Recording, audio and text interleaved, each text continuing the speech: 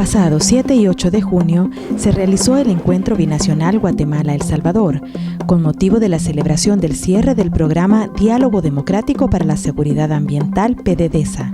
Este encuentro es muy especial para todas y todos nosotros porque representa la culminación de una etapa que ha sido muy trascendental para el tema de los diálogos democráticos entre sociedad civil y sociedad política. El tema central giró en torno a la gestión del agua y la gobernanza ambiental. La conferencia magistral estuvo a cargo de Javier Bogantes, presidente del Tribunal Latinoamericano del Agua, quien habló sobre el tema del agua en el contexto centroamericano. Está mal si los estados dejan que la población dependa del agua embotellada, porque si no sus hijos se enferman o se mueren.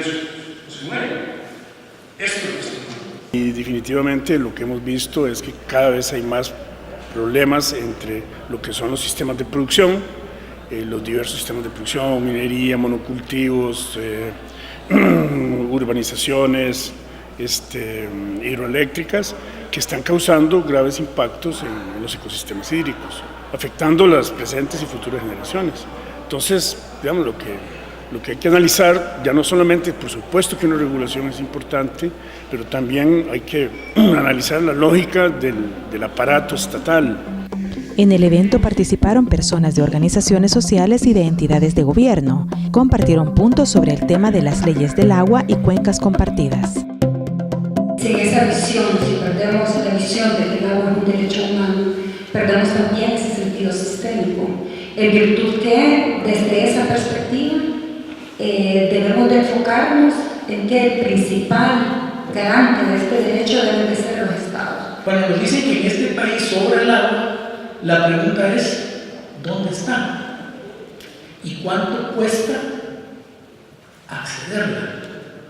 Entonces a veces el tema no es falta de agua, el tema es dónde está, cuándo está y cómo está.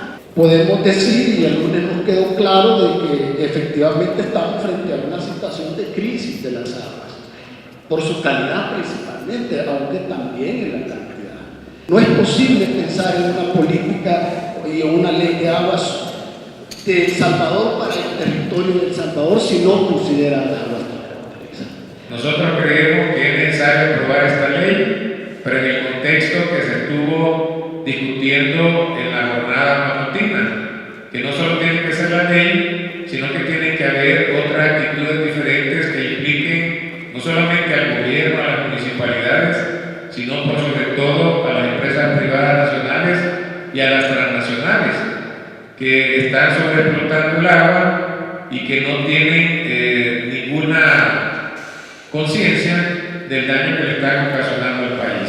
No solo se trata, digamos, de aprobar una ley de agua y con eso resolvemos los grandes problemas que existen en el país en relación al medio ambiente, en relación al cambio climático y en relación al derecho al agua, sino que eso solo puede ser una parte nada más que puede contribuir a buscar cómo resolver, digamos, estos grandes problemas que existen en nuestro país. Tenemos que cambiar de mentalidad, tenemos que ver de que el agua es un bien natural, esencial para la vida. Entonces ese es el esquema que nosotros tenemos que pensar. Tenemos que ver que aguas abajo de donde estemos nosotros siempre va a haber alguien que está viviendo y tenemos que pensar en esas personas porque no son objetos inanimados, hay vidas que dependen del agua. En el evento también participaron mujeres representantes de la sociedad civil, quienes hablaron sobre el protagonismo político de las mujeres y los aportes del programa al proceso de implementación de la Resolución 1325 de Naciones Unidas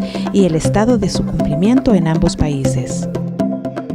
Estamos convencidas que la resolución es una herramienta que nos permite posicionar en la agenda de los países esa agenda global de las mujeres, paz y seguridad, porque al final en el mundo es el movimiento de mujeres la que ha empujado esa agenda internacional para que se tomen en cuenta las necesidades específicas de las mujeres en sociedades en conflicto y en sociedades post-conflicto. Nosotros creemos que es un instrumento valioso para fortalecer la obligatoriedad de la reforma estructural para garantizar la participación efectiva de las mujeres en todos los niveles de la sociedad salvadoreña. Cuando estamos organizados como mujeres, cuando estamos en red, cuando estamos unidas, o sea, como mujeres, y estamos fortalecidas en las capacidades y tenemos claro nuestro marco de derechos, claro que podemos acceder a cualquier espacio.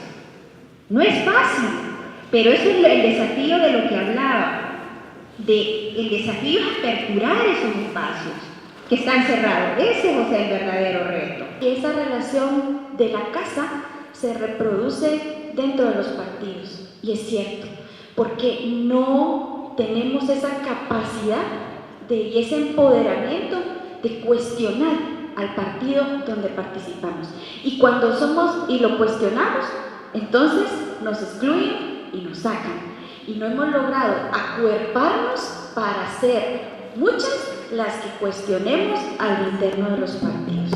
Otro tema fue el de políticas públicas en el ámbito de la seguridad humana y ambiental desde la mirada de la sociedad civil.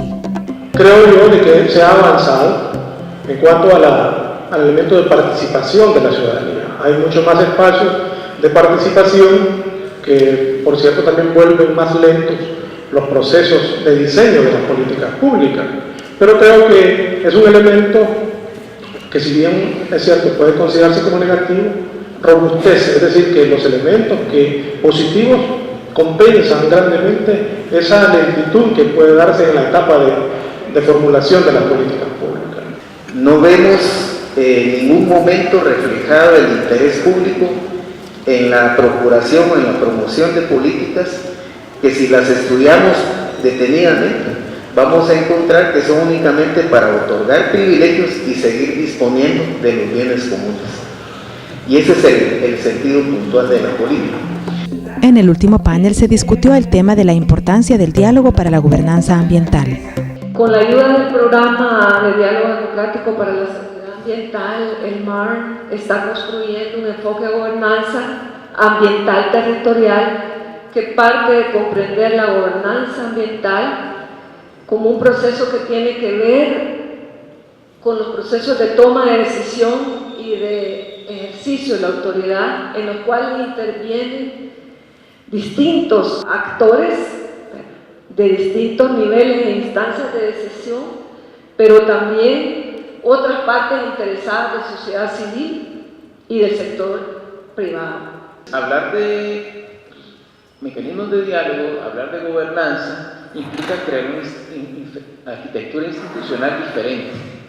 Implica cambiar la lógica sobre la cual se entiende también el concepto de gobernanza, porque recojo un poco eso, al final de cuentas, si solo vemos como un instrumento, como un fin, entonces en realidad estamos hablando de gobernabilidad. La gobernanza en principio debería ser más bien instrumental, y eso supone redefinir esa arquitectura institucional, donde el Estado no es el único que articula esa gobernanza, sino hay actores locales, dinámicas locales que superan muchas veces la concepción clásica del Estado y cómo funciona. Y en este momento el Estado no apunta en esa dirección. El programa PDVSA estuvo en ejecución durante 4 años y abrió espacios de diálogo entre la sociedad civil y la sociedad política de Guatemala, El Salvador y Colombia. Aunque el programa ha terminado, se espera que se sigan cosechando los frutos del trabajo realizado y que se desarrollen otras iniciativas similares en el futuro.